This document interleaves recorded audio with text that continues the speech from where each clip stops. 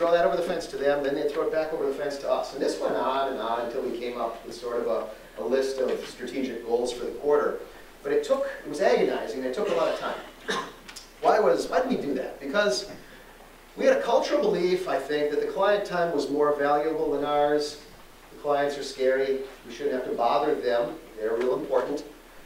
And there was also a cultural belief, and I think it's there in many institutions, that executives shouldn't need to give the requirements more than once, right? They've already spoken, right? We shouldn't have to go back to the well for more information. These are cultural beliefs that need to be thrown out in Agile, because we're going to need to collaborate with them in real time, right? We need these executives, we need these managers to be in our meetings. We need to be talking to them usually more than once a week, right? We shouldn't be getting, edicts where we try to parse and figure out what they meant. They should be there, right? They're the ones spending the money. It's their budget. It's their responsibility to make sure that we're building the right stuff and we're building it the right way.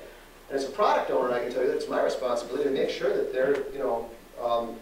their priorities are represented in what we're developing. So this type of collaboration is difficult to achieve, right? It's not as simple as just saying, oh, we're going to meet with them. It's difficult sometimes to meet with the clients. It's difficult to involve them directly in our processes. Still, this is something that we're still working on. Let's see how we're doing on time.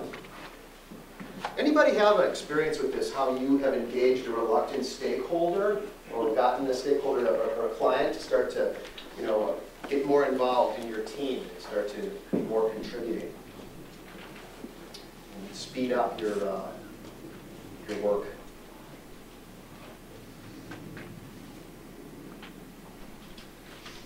Any client collaboration stories out there?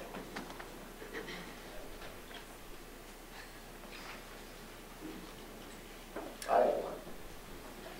It's a simple one, right?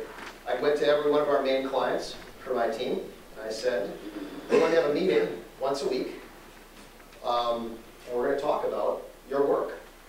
And, we're going to go through and make sure your work is being represented. It's my only job. I'm a product owner. I'm not a software engineer. I'm not an architect. I'm not an analyst.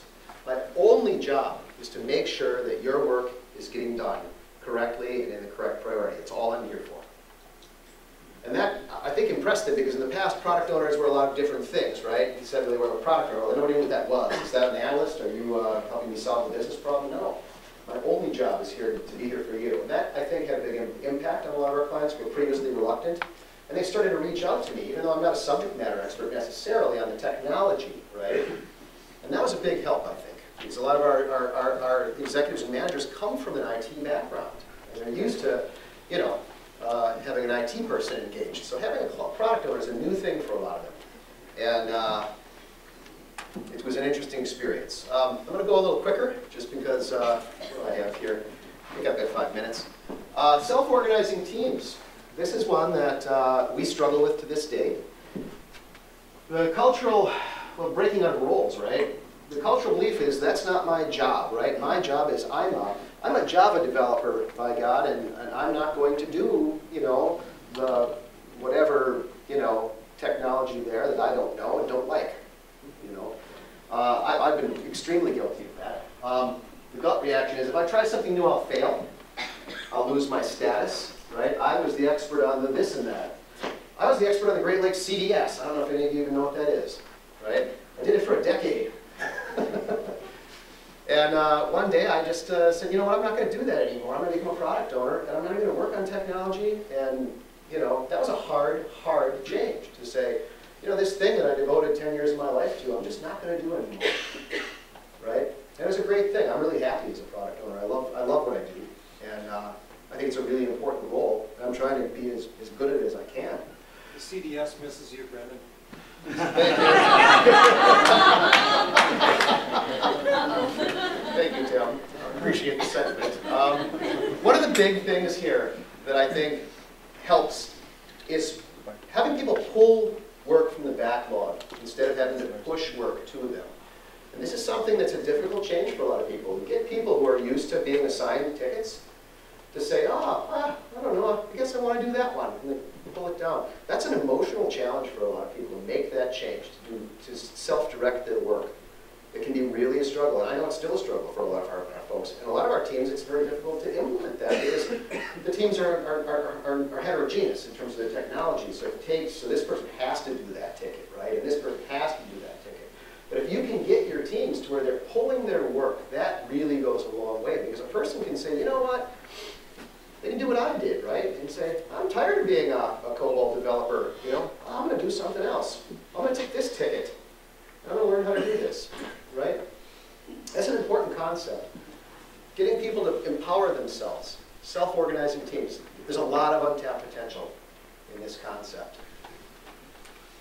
This is the big one. I want to save some time for this. Servant leadership.